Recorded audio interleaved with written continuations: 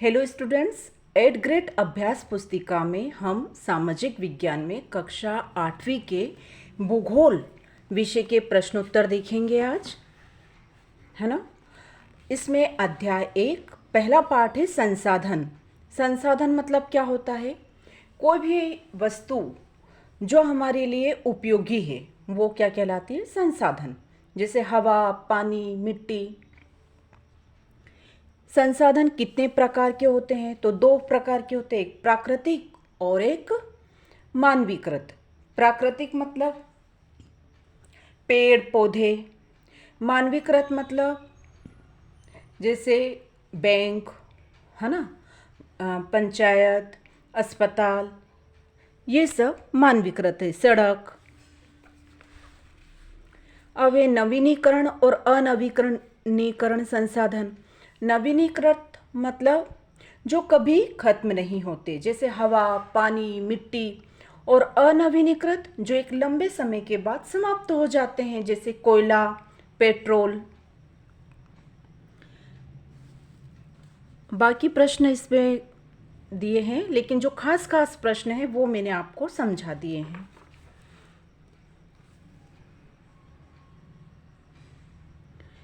इस बहुत आसान प्रश्न है, इसमें समझाने वाली कोई बात नहीं है ना। इन प्रश्नों को आप देखकर ही लिख सकते हो, और यदि आपको इन प्रश्नों को कुछ समझाना है तो आप मुझे कमेंट करके बताइएगा, ताकि मैं इन प्रश्नों पर अलग से वीडियो बनाकर आपको समझा सकूं।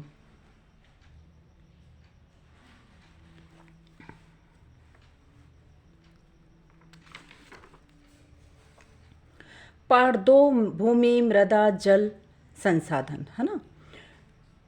तो इसमें प्रश्न है भूसंकलन क्या होता है? भूसंकलन मतलब होता है मिट्टी का, चट्टानों का टूटना।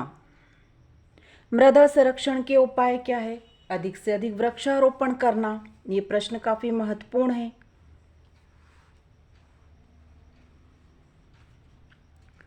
जल की कमी का समस्या का सामना हम क्यों कर रहे हैं? ये भी प्रश्न महत्वपूर्ण है, क्योंकि हम पानी का क्या करते हैं? बहुत अधिक दुरुपयोग करते हैं। वनों से होने वाले लाभ, ये प्रश्न काफी महत्वपूर्ण है। प्रत्यक्ष लाभ भी होते हैं और अप्रत्यक्ष भी। प्रत्यक्ष जो हमको डायरेक्ट जो चीजें मिलती है, जैसे गोंद, लकड़ी, शहद, है ना। अप्रत्यक्ष जैसे हवा मिलती है ना। अप्रत्यक्ष मतलब जो हम महसूस करते हैं, जैसे हवा मिलती है, हरियाली रहती है, वातावरण शुद्ध रहता है।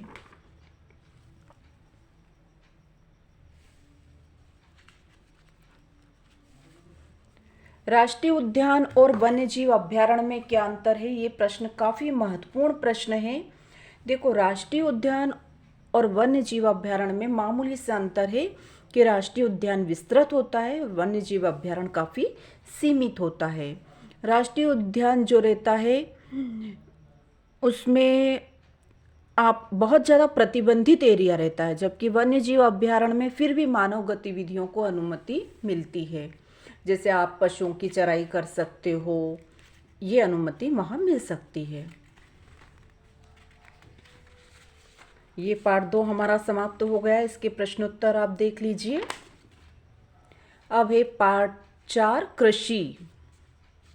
तो ये कृषि तो काफ़ी इजी पार्ट है ये।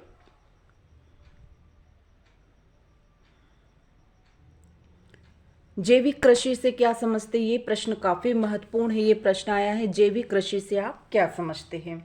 तो जैविक, जिसमें हम जैविक खादों का उपयोग करते हैं, रासायनिक खादों का उपयोग नहीं करके हम जो कंपोस्ट खाद होती है, जैविक खाद रहती है, उनका उपयोग करते हैं, है ना। तो उसको हम जैविक खेती कहते हैं।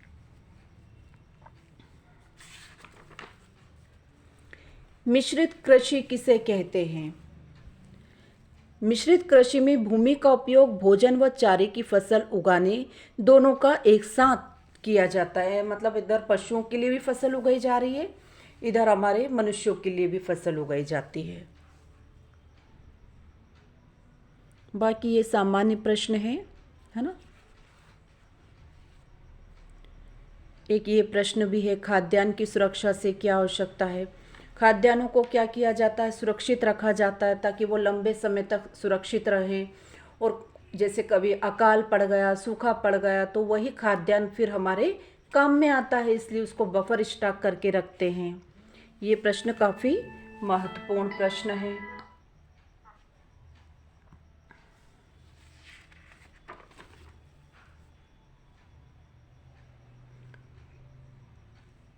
फिर उद्योग वाला ये प्रश्न, उद्योग क्या होते हैं? विनिर्माण मतलब होता है कि कच्चे माल से तैयार माल रेडी करना। जैसे लुगदी से क्या बनाना, कागज बनाना, है ना। जैसे कपास से क्या, कपड़े बनाना। ये सभी प्रश्न काफ़ी महत्वपूर्ण हैं।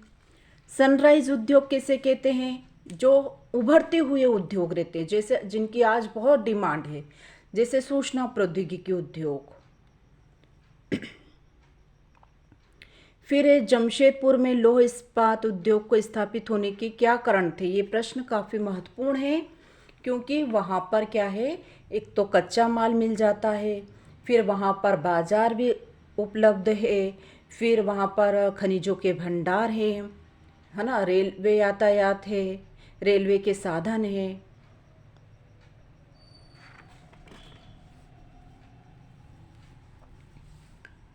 तो ये सभी प्रश्न काफ़ी महत्वपूर्ण हैं, जिन्हें आप यहाँ पर देखकर लिख सकते हैं, है ना।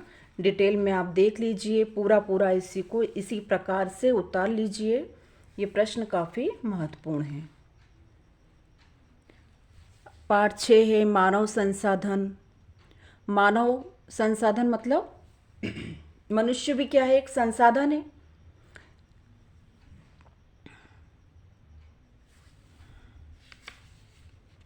ये प्रश्न बहुत महत्वपूर्ण है। जनसंख्या वितरण को प्रभावित करने वाले कारक। यदि वहाँ जलवायु अच्छी होगी तो जनसंख्या भी रहेगी।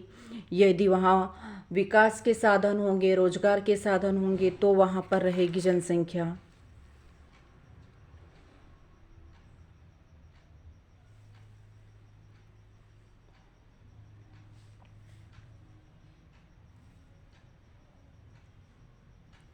फिर अधिकतर लोग मैदानी भागों में रहना क्यों पसंद करते हैं? क्योंकि मैदानी भागों में क्या है, किसी भी प्रकार की प्राकृतिक आपदा की आशंका कम रहती है, जबकि पहाड़ी क्षेत्रों में तो कभी भी भूकंप आ जाते हैं, भूस्खलन हो जाती है, बाढ़ आ जाती है, अक्सर हम देखते हैं हिमालय साइड। ये प्रश्न है ना। तो ये प्रश्न भी है कि किस प्रकार के युवा किसी राष्ट्र का भविष्य होते हैं? तो ऐसे युवक जो शिक्षित होते हैं, ऊर्जावान होते हैं, पढ़े लिखे होते हैं, जिनको रोजगार मिलता है, ऐसे युवक क्या होते हैं, किसी भी राष्ट्र का क्या होते हैं, भविष्य होते हैं, क्योंकि वो युवक ही देश का विकास कर सकते हैं। तो ये सभी प्रश्न काफ़ी महत्वपूर्ण हैं बच्चों, जो आप कर सकते हो। इसमें से सभी प्रश्नों को आप उतार लीजिए। जो खास प्रश्न है वो मैंने आपको समझा भी दिया है। इसके बाद भी यदि आपको कोई प्रॉब्लम है तो कमेंट करके मुझे ज़रूर बताना, मैं उसमें डिटेल में वीडियो बनाऊंगी। और हाँ, आप इस वीडियो को ज़्यादा से ज़्यादा स्टूडेंट्स में शेयर करना, वीडियो को लाइक करना, और हाँ, मेरे चैनल को सब्सक्राइब अवश्य करना, बेल आइकॉन को प्रेस कर देना, ताकि कोई भी मैं नई वीडियो बनाऊं तो आप लोगों को तुरंत नोटिफिकेशन मिल सके। मिलते हैं अगले किसी वीडियो में किसी नए चैप्टर के साथ।